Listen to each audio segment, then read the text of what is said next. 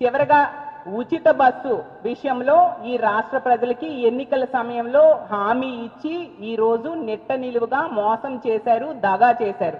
చంద్రబాబు నాయుడు గారి కూటమి ప్రభుత్వం ఈ ఉచిత బస్సు అనేది దాని ద్వారా ఏపీఎస్ఆర్టీసీ తాలూకా నిర్వచనమే మార్చేయడం జరిగిపోయింది. అతను ఏ అంటే ఆడపడుచులను, పి అంటే పైసా ఖర్చు లేకుండా, ఎస్ అంటే సంతోషంగా, ఆర్ అంటే రాష్ట్రం అంతా, టి అంటే తిరిగే సౌకర్యం కల్పిస్తానని చెప్పి, సి అంటే చీట్ చేసిన చంద్రబాబు అనే అర్థం వచ్చేట్టుగా వీళ్ళు ఉచిత బస్సుకి అమలు ఈరోజు చేస్తూ ఉండే పరిస్థితి మనం చూస్తూ ఉన్నాము. చివరిగా చెప్పేది ఏంటంటే ఖచ్చితంగా రాష్ట్రంలో ఉన్న 11,500 బస్సుల్లో కూడా ఉచిత బస్సు ప్రయాణంకి అవకాశం కల్పించాల్సిందిగా మేము డిమాండ్ చేస్తూ ఉన్నాము.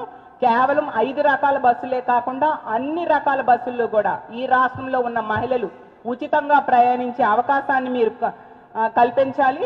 అలాగే తీసుకుంటే మీరు ప్రజలు ఇచ్చిన ఓట్లతో పదవుల్లోకి వచ్చి ఈ రోజు స్పెషల్ ఫ్లైట్స్ లో తిరుగుతున్నారు. ఆ ఖర్చులు తగ్గించుకొనైనా ఉచిత బస్సుని పూర్తిగా విజయవంతంగా అమలయ్యేట్టుగా చేయాల్సిందిగా ఎన్నికల టైంలో మేనిఫెస్టోలో ఇచ్చినట్టుగా 100% అన్ని బస్సుల్లో మహిళలు తిరిగే అవకాశాన్ని కల్పించాల్సిందిగా మా వైఎస్ఆర్ కాంగ్రెస్ పార్టీ తరఫున డిమాండ్ చేస్తూ సెలవు తీసుకుంటున్నాం.